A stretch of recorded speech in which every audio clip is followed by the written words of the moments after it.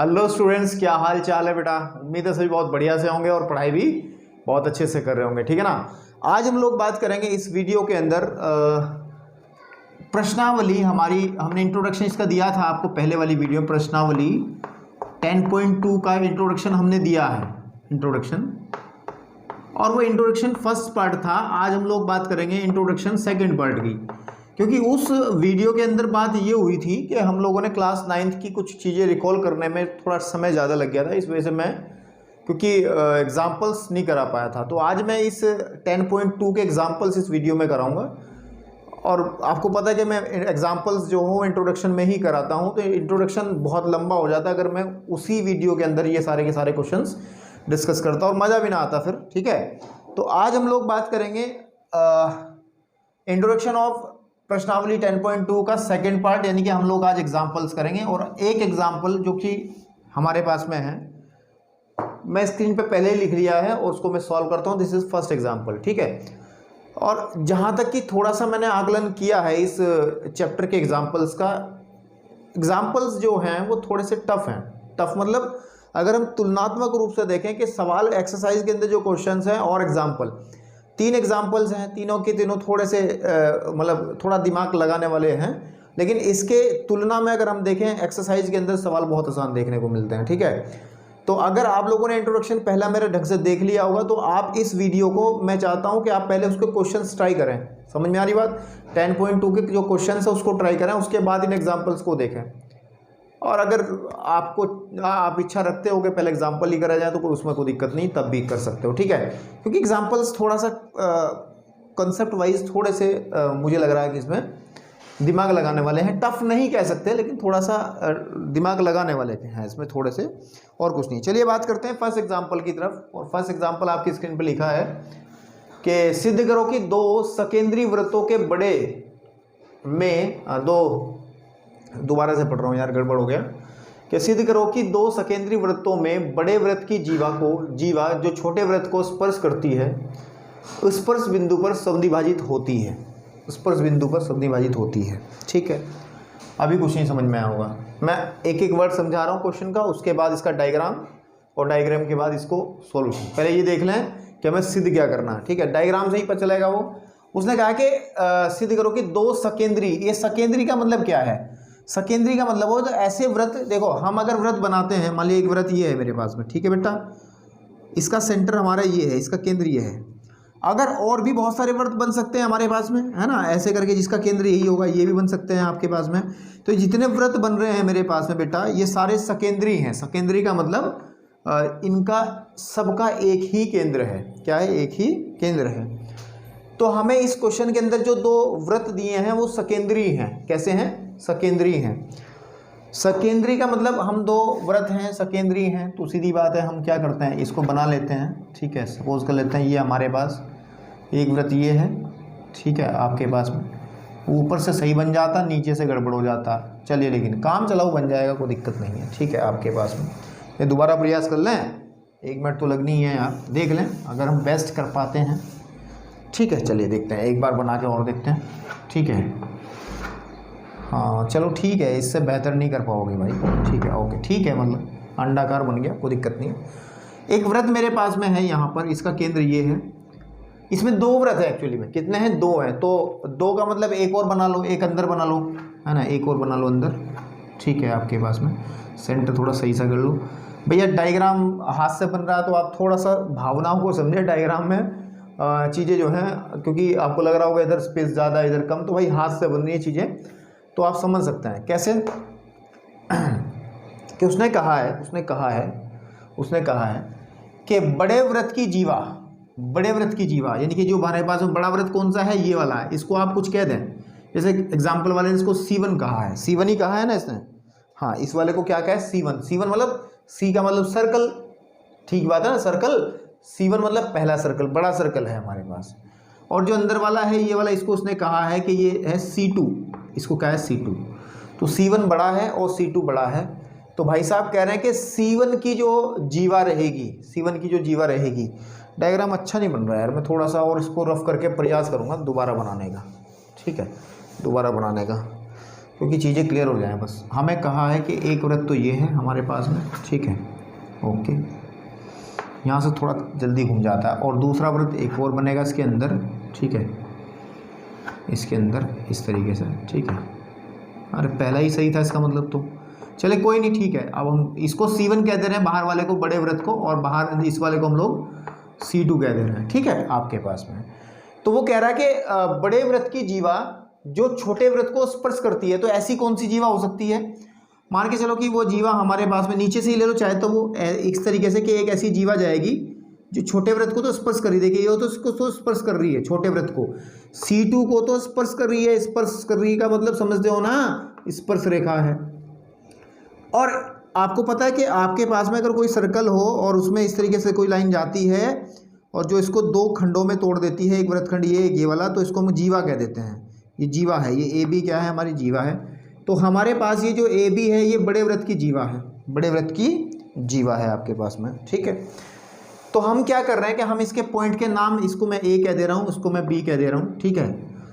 तो हमें ये क्या करना है मेरे को, उसने कहा है करती है। यहाँ तक क्लियर है, यहाँ तक लाइन क्लियर है ना, कि दो सकेंद्री वृत्तों में बड़े वृत्त की जीवा, बड़े वृत्त की जो जीवा है ये जीवा AB छोटे वृत्त को स्पर्श करती है, छोटे वृत्त को स्पर्श करती है। मान गया इसकी बात में, स्पर्श बिंदु पर, स्पर्श बिंदु तो ये बनेगा ना, इस वाले पॉइंट को आप P कह दें, स्पर्श बिंदु क्या कहते हैं हमने, P कह दिया, स्पर्श बिंदु हमारा P है, P पर समद्विभाजित होती है, स्पर्श बिंदु P पर समद्विभाजित होती है। कौन समद्विभाजित का मतलब समान दो भागों में टूट जाती है, कि जितना हिस्सा ये है उतना हिस्सा ये है। तो यानी कि आपके पास में ये कहा जा रहा है कि ये सिद्ध करना है मेरे को कि जो AP है, जो AP है वो किसके बराबर है, वो PB के बराबर है। ये मुझे सिद्ध करना है, ये मुझे सिद्ध करना है, ठीक है ना मेरे भाई, क्लियर है, क्लियर है, चलिए ओके।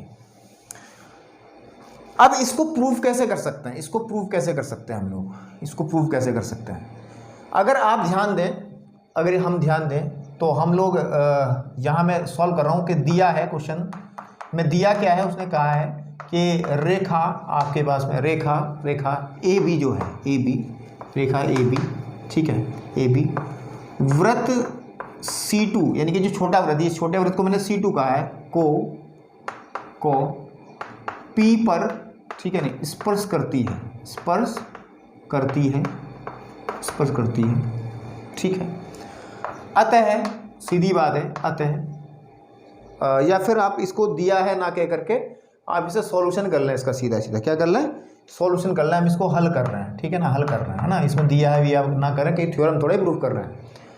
तो रेखा AB वृत्त C2 को P पर स्पर्श करती है, सीधी बात है करती है। अतः जब ये स्पर्श करती है तो अगर मैं इसको O कह दूं, मेरी बात को ध्यान से सुनना मेरे भाई, अगर ये रेखा, अगर कोई रेखा मैं इसको उठा दे रहा हूँ, ये हमारी AB है, ठीक है ना। इस बार मैंने क्या हटा दिया, ये बाहर वाला वृत्त हटा दिया, और ये स्पर्श बिंदु P है एंड ये हमारे पास सेंटर है इसका O, ठीक है।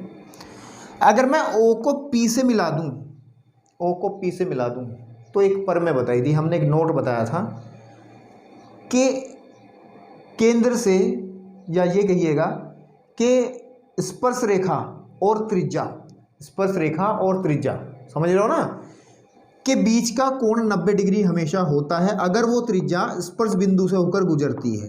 बात समझ रहे हो कि ये कोण 90 डिग्री का होगा, ये कोण 90 डिग्री का होगा ना। तो इसी तरीके से अगर मैं इसको इससे मिला दूंगा, इसको इससे मिला दूंगा, तो ये एंगल कितने का हो जाएगा, ये एंगल 90 डिग्री का होगा, नहीं होगा मेरे भाई, या नहीं होगा? बिल्कुल 100% होगा।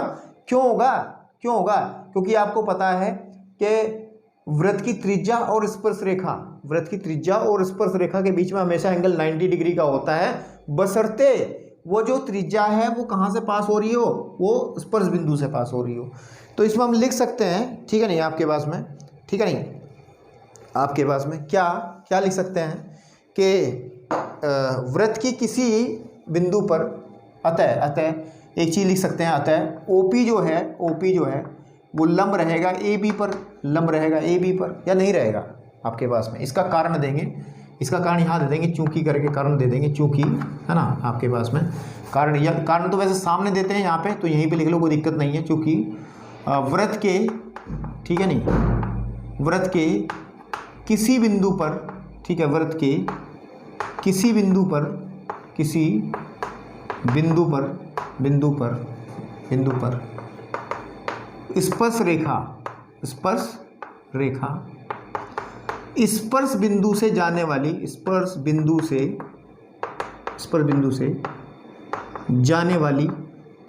ठीक है नहीं, जाने वाली त्रिज्या पर लंब होती है, ठीक है नहीं। ये समझ में आ रही बात मैं क्या कहना चाह रहा हूं कि भाई सीधी बात है, पिछली वीडियो में बताया था कि अगर हमारे पास में कोई स्पर्श रेखा है इस तरीके से, तो हमारे पास अगर ये केंद्र है, ये पॉइंट स्पर्श बिंदु P है, तो अगर मैं इसको इससे मिलाऊंगा तो ये एंगल 90 डिग्री बनेगा। ये हमने पहले बताया है। मतलब स्पर्श बिंदु से जाने वाली स्पर्श बिंदु से जाने वाली त्रिज्या और हमारे पास में स्पर्श रेखा के बीच का एंगल। चूंकि स्पर्श बिंदु से जाने वाली शब्द इस्तेमाल क्यों किया, स्पर्श बिंदु से जाने वाली ये लाइन क्यों लिखी गई है, क्योंकि त्रिज्याएं तो और भी बनेंगी। मान के चलो एक त्रिज्या ये भी तो हो सकती है, लेकिन ये जो त्रिज्या हमारी पास में है ये आपको पता है, ये स्पर्श बिंदु P से तो होकर नहीं जा रही, तो इसका मतलब ये जो है अगर इसको पीछे बढ़ाएंगे तो ये एंगल यहाँ पे 90 नहीं बनाएगा, ये 90 नहीं बनाएगा, कुछ और एंगल बनेगा। तो 90 सिर्फ उसी केस में बनना है मेरे भाई कि जब आपके पास में स्पर्श रेखा और त्रिज्या के बीच में 90 तब बनेगा अगर त्रिज्या उस स्पर्श बिंदु से होकर जाती है। तो हमने ये प्रूव कर लिया कि OP जो है वो लंब है किस पर, AB पर। OP लंब है AB पर, बात खत्म हो गई। OP लंब है AB पर। या इससे एक बात हम ये कह सकते हैं कि एंगल OPB जो है, OPB बराबर एंगल OPA या A सुर में लिख लो, तो यहाँ लिख लो OPA that is equal to OPB is equal to 90 degree. बात क्लियर है। अब हमने ये बात देख ली कि ये लाइन और इसके बीच में जो एंगल है वो 90 है। तो अगर मैं इसका एक डायग्राम अलग से बना लूँ, इस बार किसको उठा लूँ, इस C2 को ले लूँ, और ये C2 की तो जीवा है मेरे भाई, ये केंद्र आपका O है, जीवा ये AB है, बिल्कुल ठीक है नहीं। अगर मैं इससे इस पर लंब डालूंगा तो ये पॉइंट P मिलेगा, और ये लंब है ही है, OP लंब है AB पर। तो सीधी बात है, एक क्लास 9th में पर में पढ़ी थी, लेकिन हम 9th की बात नहीं करेंगे, बच्चे घबरा जाते हैं। हमने एक नोट लिखवाया था, ये कहेंगे हमने एक आपको प्रीवियस वीडियो में जो आपका इंट्रोडक्शन की वीडियो थी उसमें एक नोट लिखवाया था कि वृत्त के केंद्र से जीवा पर डाला गया लंब जीवा को समद्विभाजित करता है। जरा अपनी कॉपियों के पेज पलटो और समझ में आएगा क्या बोला है कि वृत्त के केंद्र से जीवा पर डाला गया लंब जीवा को समद्विभाजित करता है। तो आप ये कह सकते हैं अतः ठीक है, आपके पास में ये कह सकते हैं चूंकि OP लंब है AB पर, ठीक है नहीं, इसीलिए आपके पास में वृत्त के केंद्र से जीवा पर डाला गया लंब जीवा को समद्विभाजित करता है। तो इसका मतलब AP बराबर PB, इसीलिए चूंकि ये ऐसा था तो इसलिए AP बराबर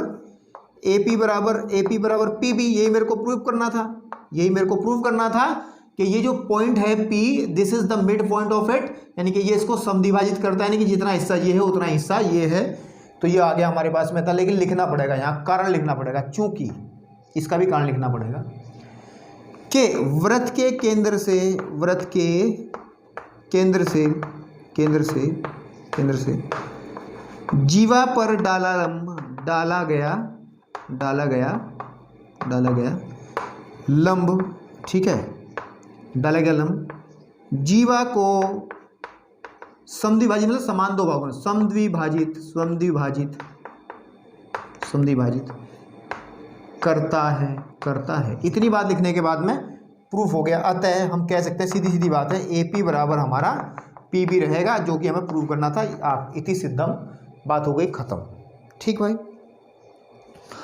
अर्थात भी लिख सकते हैं, ठीक है। तो this is the example number first, and इसको अच्छे से समझिएगा। और ये जितने 2 एग्जाम्पल आने वाले उनमें सबसे आसान एग्जाम्पल था। अगर आपको सारी चीज़ें अच्छे से पता होती हैं तो फिर दिक्कत नहीं आती बेटा, ठीक है। तो चलिए मैं चलता हूँ नेक्स्ट एग्जाम्पल की तरफ, है ना। चलिए बात करते हैं एग्जाम्पल नंबर सेकंड। एग्जाम्पल है, दूसरा एग्जाम्पल है इसका, और अच्छा एग्जाम्पल मेरे हिसाब से, इम्पोर्टेंट एग्जाम्पल मैं इसको कहूँगा, क्योंकि इसमें अच्छा खासा दिमाग का प्रयोग होना है। तो चलिए बात करते हैं। देखिए क्या है कि केंद्र O है ना, केंद्र O वाले वृत्त पर बाह्य बिंदु T से दो स्पर्श रेखाएं TP तथा TQ खींची गई हैं। तो पहले चित्र बनाएं, तो सिद्ध करना है PTQ। ये जो तभी पता चलेंगे जब चित्र बन जाएगा हमारा, तभी तो पता चलेंगे कहाँ बन रहा है एंगल। ठीक है, तो सबसे पहले हम लोग एक चित्र बनाते हैं। चित्र में एक वृत्त बनाते हैं जिसका केंद्र O लेके, है ना। हमारे पास ये एक वृत्त है, थोड़ा बड़ा बनाएंगे ताकि क्लियरिटी आ जाए, है ना, क्योंकि इसमें फिर अंदर चीज़ें बताते हैं तो क्लियरिटी आती नहीं है ना आपके पास में, आपको जूम करके देखना पड़ेगा। नहीं तो ये हमारे पास कोई वृत्त है, ठीक है, ये कोई वृत्त है हमारे पास जिसका केंद्र O है। पहली बात उसकी मान ली हमने, ठीक है, उसकी बात हमने मान ली पहली कि O केंद्र वाले वृत्त पे कोई बाहर की तरफ एक पॉइंट है, सपोज यहाँ पे कोई पॉइंट है, दिस इज पॉइंट T, कोई बिंदु T है, से दो स्पर्श रेखा कैसे बनती है हमने पहली वीडियो बनाई थी, ऐसी स्पर्श रेखा बनेगी मेरे भाई। टच तो कर नहीं रही स्पर्श रेखा, थोड़ा ही बन जाएगी ऐसे, ऐसे करके थोड़ा सा करीब से गुजार दो, ये है ना आपके पास में, और ठीक है आपके पास में। एंड एक दूसरे वाली बनेगी बेटा हमारे पास ऐसे करके, ये है ना, यहाँ पे टच कर रही, सपोज कर लीजिएगा ऐसा, है ना आपके पास। एंड ये जो पॉइंट है उसने कहा कि कौन कौन सी TP एंड TQ, तो इसको मैं P कह देता हूँ और इसको मैं Q कह देता हूँ, इस वाले पॉइंट को, है ना। ये स्पर्श बिंदु P है, स्पर्श बिंदु Q है, तो ये दोनों स्पर्श रेखा TP हो गई एक तो, और एक हमारी TQ हो गई। ठीक है, अब इसमें ये कह रहा है सिद्ध करना है कि PTQ कहाँ है भाई, PTQ इट मीन्स दिस वाला, ये वाला एंगल पूरा का पूरा, है ना। PTQ तो यही है, ये वाला पूरा का पूरा कोण जो है PTQ बराबर होगा 2 गुना किसका, OPQ मीन्स ये वाला इसको मिलाना पड़ेगा यहाँ करके, और इसको यहाँ पे मिलाना पड़ेगा आपके पास में, तो OPQ यानी कि इस वाले एंगल में और इस वाले एंगल में हमें एक संबंध स्थापित करना, जो संबंध हमारा ये आएगा। ठीक भाई, ठीक है आपके पास में, क्लियर है।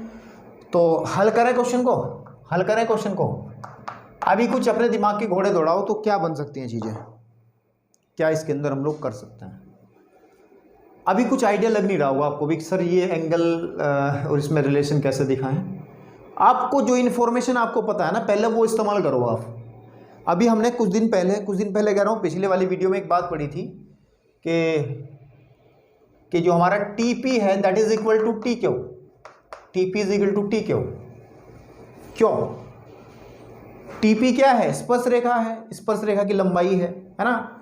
TQ भी स्पर्श रेखा की लंबाई। तो हमने एक बात पढ़ाई थी कि किसी भी वृत्त के बाहर से अगर कोई भी स्पर्श रेखा दो बनती हैं आपके पास में, एनी टू कोई भी दो स्पर्श रेखा बनती हैं, ठीक है, ये अगर हमारा T पॉइंट है, दिस इज P कह लो, इसको Q कह लो, तो इनकी लेंथ जो है बराबर होती है। ठीक है, ये हमने पढ़ा था। तो हम ये कह सकते हैं, कारण में देंगे यहाँ, क्या कारण देंगे, क्या कारण देंगे, चूंकि, ठीक है, नहीं, किसी बाह्य बिंदु से, ठीक है, किसी बाह्य बिंदु से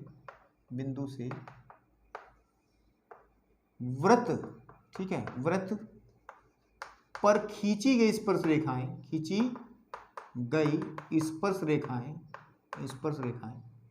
ठीक है आपके पास में बराबर, ठीक है मेरे बेटे, बराबर होती है। यहां तक तो क्लियर है ना। क्वेश्चन को बड़े आसानी समझेंगे, क्योंकि हमारा कुछ आइडिया लग नहीं रहा था हम सवाल कैसे करें, क्या करें। हमें तो वो पहले वो जो इन्फॉर्मेशन आपको पता है इस संबंध में उनको लिख लो, फिर कुछ एडजस्टमेंट अपने आप ही नजर आने लगेगा आपको कि हाँ यार ठीक है ये काम बन सकता है ऐसा। तो अब अगर हम लोग बात करें, क्या बात करें, ठीक है, क्या बात करें। आपने एक बात नोटिस की होगी, मेरे को ये एंगल निकालना, पहली बात ये सीधी बात है, ये PTQ निकालना, मुझे बात इतनी है सिर्फ। एक बात आपने महसूस की होगी कि अगर हमारे पास में, ठीक है, किसी त्रिभुज में आमने सामने की साइड्स बराबर होती हैं, ये वाली साइड्स इसके बराबर है, तो बेटा एक बात आपको पता है ना, छोटी क्लास में जानते हैं कि अगर आमने सामने की साइड्स बराबर होती है तो आमने सामने के एंगल्स भी बराबर होते हैं। ठीक है ना आपके पास में। तो आप ये कह सकते हैं कि ये वाला जो एंगल है ना मेरे भाई, ये वाला एंगल, ये वाला, वो इस वाले के बराबर नहीं हुआ क्या? अगर ये x है तो ये भी तो x होगा ना मेरे भाई, या नहीं होगा? बताइए मुझे। बिल्कुल ठीक बात है। तो अभी मैं इस चित्र में खिचड़ी नहीं बना रहा, मैं बाहर से समझा रहा, फिर उसमें लेके चलूंगा। तो अगर ये अच्छा सिंपल सी बात है, मैं इसको अलग से ही बना के दिखाऊं ताकि ये चीज़ें समझ में आए आपको। देखिए मैं इस ट्रायंगल को उठा रहा हूँ इसी के तरीके से, कैसे, ये फिर ये और फिर ये ऐसा ही तो है ही ट्रायंगल। ये वाला पॉइंट टी है और ये वाला पॉइंट पी है, ये वाला पॉइंट क्यू है। आपको पता है ये वाला साइड इसके बराबर है, ये वाली भुजा इसके बराबर, तो ये वाला एंगल मेरे भाई इसके बराबर होगा, नहीं होगा। या ये कह सकते हैं, ये कह सकते हैं हम लोग बेटा, ये कह सकते हैं, क्या कह सकते हैं कि अगर मैं इस एंगल को x कह दूं, इस वाले को भी x ही कहेंगे फिर तो। और इस वाले एंगल को अगर हम निकालना चाहें तो कैसे निकलेगा कि हमारे पास x प्लस ये वाला एंगल कौन सा, एंगल पी क्यू बराबर किसके होगा, हम जानते हैं त्रिभुज के तीनों कोणों के योगफल 180 होता है। तो मैंने इस त्रिभुज में बात की है कि अगर ये x है ये x होगा, कारण आपको समझा दिया है क्योंकि आमने सामने की भुजाएं बराबर हैं। और अगर मैं इन तीनों कोणों को जोड़ूं कि x प्लस ये वाला कोण, इसको क्या कहेंगे पी क्यू, तो हमारा 180 के बराबर होगा। अगर मैं यहां से पी क्यू का मान निकाल लूं, मेरे भाई एंगल पी क्यू का मान निकाल लूं, तो व्हाट वी गेट, क्या मिलेगा, या पी क्यू का मान ना निकाल करके हम इसका मान निकालते हैं, x का निकालते हैं। तो हमारे पास ये 2x इज इक्वल टू किसके आ जाएगा, एंगल पी क्यू नहीं 180 माइनस एंगल पी क्यू, या नहीं होगा, नहीं होगा। आप समझ रहे हो ना, क्योंकि मैं अलग से इस काम को करा फिर यहाँ पे पेस्ट कर दूंगा इसको उठा करके, क्योंकि डायग्राम में अगर ये बातें करूंगा तो शायद आप कंफ्यूज हो जाए। तो मैंने इस त्रिभुज को यहाँ उठा करके ये कलाकारियां कर रहा हूँ, उसको लिखूंगा मैं अच्छे से, परेशान होने वाली कोई बात नहीं है। तो अगर मैं x का मान निकालना चाहूंगा तो व्हाट वी गेट, यह जाएगा 180/2 माइनस एंगल पी क्यू बटे 2, कोई प्रॉब्लम क्योंकि 2 बटे में चला गया। या x इज इक्वल टू आ जाएगा 90 है माइनस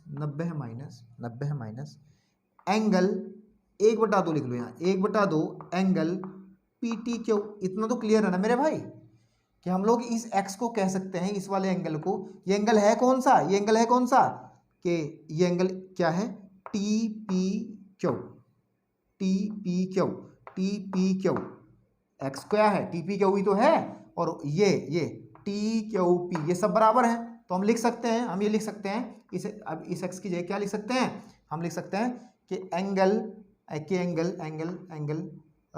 पी क्यू बराबर एंगल, ये दोनों बराबर है ही हैं, एंगल पी क्यू नहीं, गलत कह रहा हूं मैं, कि T P Q, angle T P Q बराबर होगा angle T Q P, that is equal to, क्योंकि ये x था और x का मान क्या निकाला मैंने अभी, ये निकाला है मैंने मान, तो लिखेंगे 90 माइनस 1/2 कोण पी क्यू। ये तो समझ में आ रही कहानी जो मैंने बनाई है, ये कहानी जो बाहर से कही है इसी को मैं यहाँ लिखेंगे अब, ठीक है। समझ में आई ना कहानी ये पूरी की पूरी, नहीं समझ में आई तो आराम से वीडियो को बिल्कुल रिलैक्स मोड में देखना, बिल्कुल स्पीड स्लो करके देखना, 2-3 बार देखना, समझ में आ जाएगी। तो हम लोग कह सकते हैं टी पी बराबर टी क्यू है। अब आ जाते हैं अपने सवाल के अंदर, अतः ठीक है, नहीं अतः हम लोग ये कह सकते हैं कि जो एंगल बनेगा, एंगल कौन सा, T P Q, that is equal to angle नीचे लिखता हूँ, थोड़ा मुझे काम ज़्यादा करना पड़ेगा तो यहाँ लिख रहा हूँ मैं कि एंगल जो टी पी क्यू है, यानी कि टी पी क्यू कौन सा, ये वाला एंगल किसके बराबर होगा, किसके, that is equal to angle T Q P, बिल्कुल ठीक है। और बराबर किसके होना चाहिए, ये बराबर किसके होना चाहिए, इसके, ठीक है, लिख सकता हूँ 90 माइनस 1/2 एंगल पी क्यू। ठीक भाई, आपके पास ये कलाकारी समझ में आई जो मैंने की है, ये तो आपको करने की जरूरत नहीं है, आप ये डायरेक्ट अगर लिख देंगे कि एंगल हमारे पास में ये जो एंगल है वो बराबर होगा इसके, और ये होगा किसके बराबर, कि 90 है माइनस, इसमें से 90 में से अगर इसको घटा देंगे, इसके आधे को घटा देंगे तो ये निकल करके आ जाएगा आपके पास में। इसको आप समीकरण 1 बना के छोड़ दें, ठीक है, इसके ज़्यादा इसमें कुछ करने की जरूरत नहीं है। ठीक भाई, ठीक है, ऐसे ही किया है इन्होंने किताबों में भी, आई डोंट नो कि इन्होंने ऐसे किया है, इन्होंने थीटा वेटा कुछ मान के किया है, तो अभी मैं थीटा नहीं मान रहा हूँ उसको, ठीक है, इन्होंने थीटा मान के किया। अगर थीटा मानना चाहो आप लोग, इस कोण को अगर थीटा मानना चाहो, थीटा इसको मान लें, तो हम लोग कह सकते हैं, हम लोग यहाँ पे कह सकते हैं कि ये इसको नेक्स्ट स्टेप में कि angle T P Q is equal to angle T Q P is equal to हो जाएगा 90 माइनस 1/2 थीटा, या थीटा बटे 2 कह सकते हैं, थीटा बटे 2। वैसे ज़रूरत नहीं थी इसको थीटा मानने की, एक लाइन बढ़ेगी इसमें और कुछ नहीं होगा, ठीक है। या मानना चाहते तो मान लो, अरे छोड़ो, हम इसके बिना ही करके दिखाएंगे इसको, हम इसको इसके बिना ही करके दिखाएंगे। तो that is equal to first, है ना। इसके कारण, इसका कारण यहाँ देंगे, ऐसा हुआ क्यों लिख लेंगे। चूंकि हमारे पास जो TP है that is equal to TQ, इसीलिए इसीलिए इसीलिए जो त्रिभुज है मेरा TPQ, एक समद्विबाहु त्रिभुज है, ठीक है। ये कारण आ गया इसका, ये कारण आ गया। समद्विबाहु त्रिभुज में याद रखना है, समद्विबाहु त्रिभुज में अगर ये कोण हमारे पास बराबर हैं, ये कोण अगर हमारा थीटा है तो सिंपल सी बात है ये होगा, ये जो कोण अगर निकालना पड़ जाए कभी भी, इसको अगर आप x कहो तो डायरेक्ट निकाल सकते हो, कितना 90 माइनस थीटा बटे 2। याद रखना है, याद रखना ये पॉइंट आप याद रख सकते हो। मैं पूरी कहानी रफ करके बताना चाहता हूं कि अगर आपको कभी शॉर्टकट लगाना हो कि आपके पास कोई भी समद्विबाहु त्रिभुज आ जाए, एनी समद्विबाहु त्रिभुज जिसमें दो भुजाएं बराबर हो, ये कोण बराबर हो और ये कोण आपके पास थीटा हो, ये निकालना पड़ जाए, तो सीधा बात है 90 माइनस थीटा बटे 2। ये आया कैसे, अभी तो करा है वो काम। ये भी इतना ही होगा 90 माइनस थीटा बटे 2, ये याद रखना है। अब जब बड़ी कक्षाओं में जाओगे ये रिजल्ट आपको बहुत काम आते हैं जब आप किसी कंपटीशन में बैठते हो तो, ठीक है। आपके पास ये बहुत आपको काम आने वाला है, बहुत काम आने वाला है, ठीक है। चलिए, तो अब हमने इसका कारण हमने इसको बता दिया आपको, तो सिंपल सी बात है, इसको यहीं छोड़ देंगे इक्वेशन 1 बना के। अब अगर एक बात ध्यान दें, कोई मुझे बता सकता है कि TPO दैट इज, ये पूरा एंगल कितना होगा, बता सकता है कोई बता सकता है क्या? नहीं बता पा रहा तो हम बता रहे हैं। देखिए कि एंगल कौन से वाला, TPO, ये वाला एंगल 90 होगा ना। क्यों? आपको पता है कि स्पर्श रेखा और त्रिज्या के बीच में एंगल 90 होता है। अभी भी इस्तेमाल किया है क्योंकि ये हमारे पास केंद्र है, तो ये तो त्रिज्या होगी OP, है ना। OP त्रिज्या हो गई, ठीक है ना मेरे भाई, OP त्रिज्या हो गई। और OP अगर त्रिज्या है और जो TP है ये स्पर्श रेखा है, तो बेसिक सी बात है, सिंपल सी बात है, 90 डिग्री कोण बनेगा।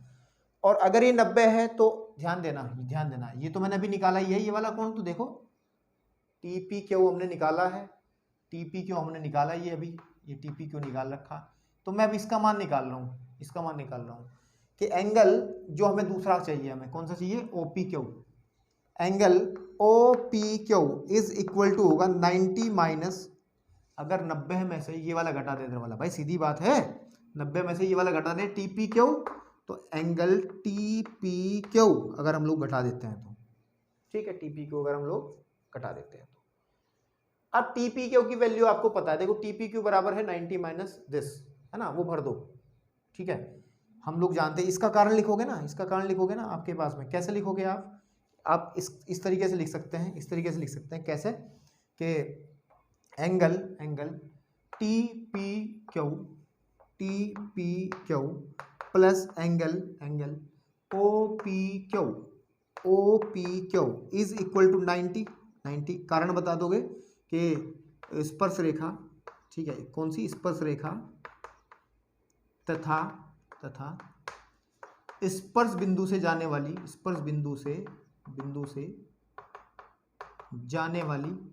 जाने वाली त्रिज्या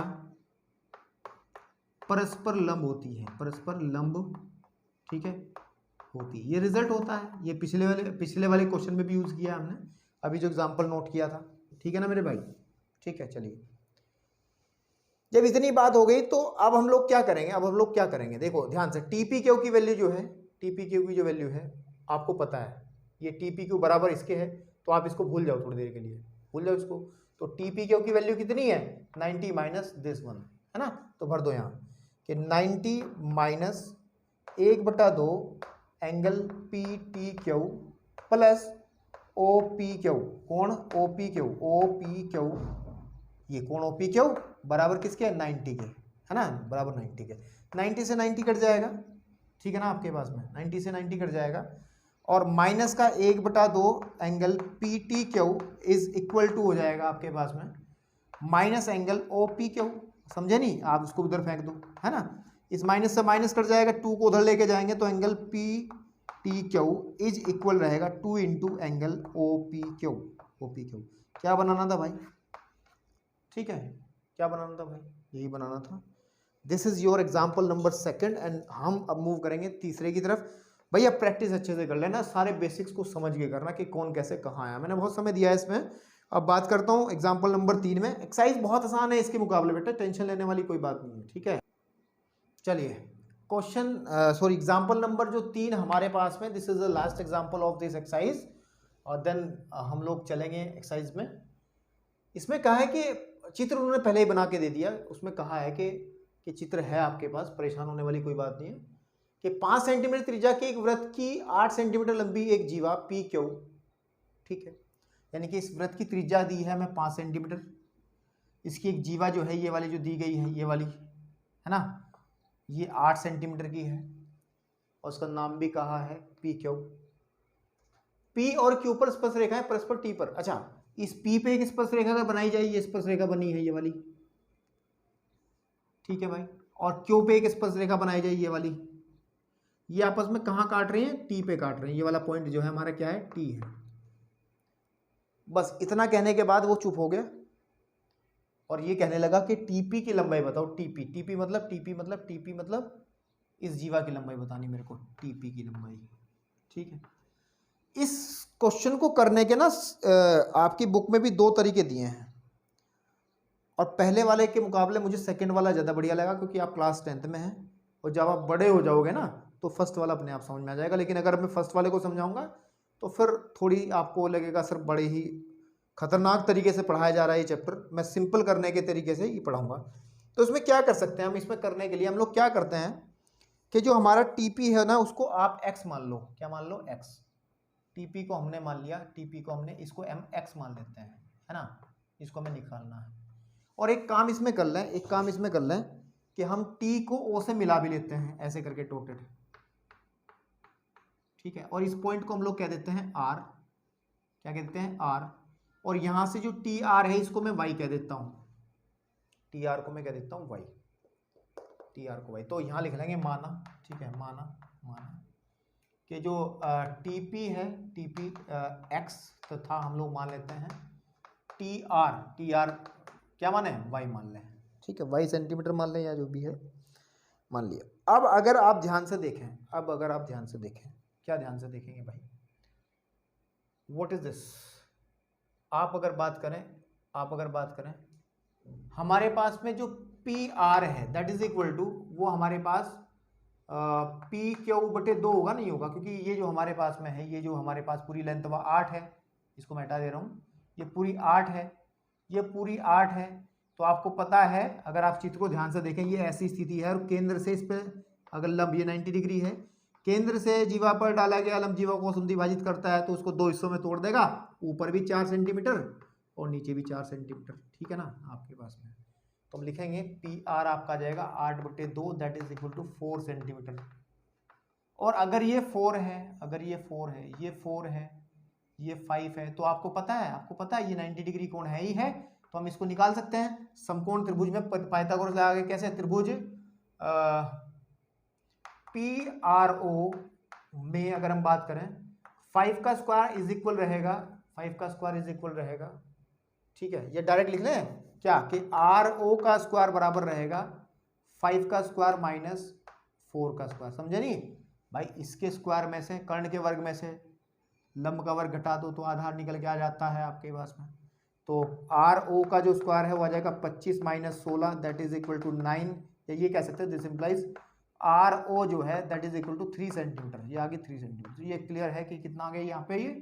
ये जो है ये कितनी है? 3 सेंटीमीटर है। ये कितनी है भाई? 3 सेंटीमीटर। आर को उधर लिख लो, ये 3 सेंटीमीटर है। क्लियर है?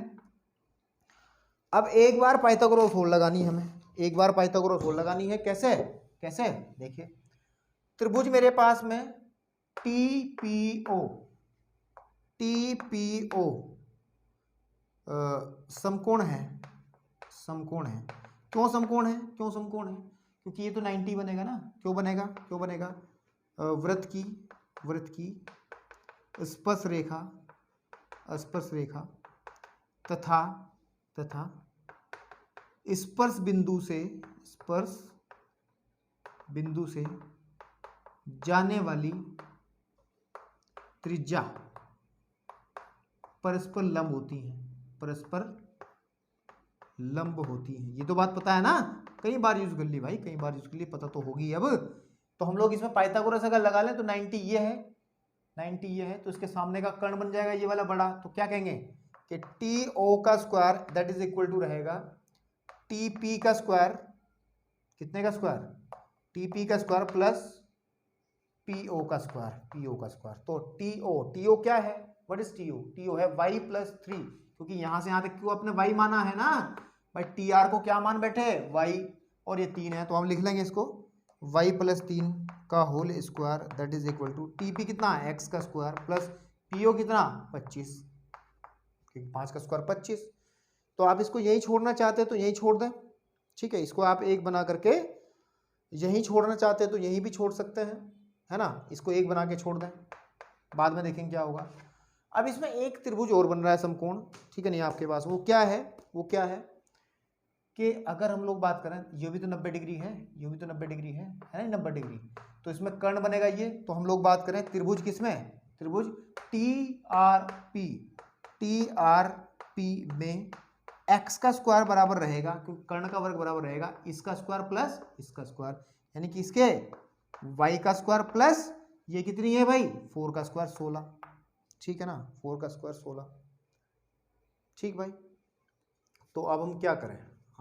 y तो निकालना है मेरे को, नहीं y नहीं, x निकालना है मेरे को। तो y निकल जाए तो बढ़िया बन जाएगी बात। आप एक काम करें, एक्स स्क्वायर का मान, इसका मान समीकरण 1 में रख दें, को हम लोग क्या करते हैं, समीकरण 1 में रखते हैं। 1 में रखने पर तो क्या स्थिति बनेगी? मैं थोड़ा सा ऊपर से रफ करके जगह ले लूँ, ये वाला नोट करें, क्वेश्चन ही तो है ये, है ना आपके पास में, यहाँ से जगह ले लेते हैं, कोई दिक्कत नहीं है। तो आ जाएगा y प्लस 3 का whole square that is equal to x की जगह क्या आ जाएगा यहाँ पे? y स्क्वायर प्लस 16, ठीक है। या फिर इसको खोल लो, a का स्क्वायर प्लस b का स्क्वायर प्लस के 2ab is equal to y square plus के 16, y स्क्वायर से y स्क्वायर कटा, या फिर 6y इज इक्वल टू आ जाएगा 16 माइनस 9, ठीक है। 6y इज इक्वल टू आ जाएगा 16 माइनस 9, या y इज इक्वल टू आ जाएगा मेरे पास में 16 में से 9 जाएगा कितना बचता है? 7/6, 7/6 कितना जाएगा? 7/6, 16/6। कहाँ मिस्टेक कर दी हमने, कहाँ मिस्टेक कर दी भैया? तो ये 25 बराबर है ना ये, हाँ गलती तो करी ही हमने। ये जो हमने गलती बहुत तगड़ी की है। क्या किया है कि हमने क्या किया है कि इसमें ही तो रखना है एक्स स्क्वायर का मान, ये वाला मान है ना। तो यहाँ पे लिखेंगे कि y प्लस 3 का होल स्क्वायर, y प्लस 3 का whole square is equal to, ये वाली वैल्यू रखो, कितना? y स्क्वायर प्लस के 16, और ये 25 भी तो है ना, ये भूल गए थे हम लोग, प्लस के 25, ठीक है ना। तब इसको सॉल्व करेंगे हम लोग, तो ये आ जाएगा a का स्क्वायर प्लस b का स्क्वायर प्लस के 2ab, है ना, is equal to y square plus के 16 प्लस के 25, 16 और 25 होते हैं 41, है ना, 41। तो ये कहिएगा y स्क्वायर से y स्क्वायर कटा, और इसको उधर ले जा करके 6y इज इक्वल टू आ जाएगा मेरे पास में 41 माइनस 9, और 6y इज इक्वल टू हो जाएगा आपके पास में, y इज इक्वल टू हो जाएगा 41 माइनस 9 कितना होता है? 32 होता है, 32/6, और या फिर काट लो 16/3, है ना, सेंटीमीटर। तो y आ गया आपका 16/3, ये वाली आ गई 16/3। अब हमें तो x निकालना था, तो आप इसमें रख लें, यहाँ इसमें रख लें, हम इसको समीकरण 2 कर लें, समीकरण 2 से बात कर लें, समीकरण 2 से, है ना। तो x ही तो निकालना था, तो x square is equal to y की जगह क्या रखा जाएगा? 16/3 का होल स्क्वायर प्लस 16, ठीक है ना। इसको सॉल्व कर लो आप, इसको सॉल्व कर लो आप, नोट करते रहना, मैं पूरा रफ कर दिया कैसे, मैं मतलब तुम्हारे साथ बात करते करते 144/9 प्लस 16, तो x square is equal to आ जाएगा 144 थोड़ा 156, 256 होता है, 256 प्लस जब एलसीएम ये आ जाएगा 144/9, इसको जब जोड़ेंगे हम लोग कितना आ जाएगा 004/9, ठीक है ना, आपके पास में 9, तो ये आ जाएगा x² इज इक्वल टू 400 है ना, 400/9, या फिर x इज इक्वल टू हो जाएगा 20/3 है ना, क्योंकि आपको पता है 400 किसका स्क्वायर है, 20 का है, 9 किसका है, 3 का, तो ये 20/3 सेंटीमीटर, ये आपका आंसर था। ठीक है,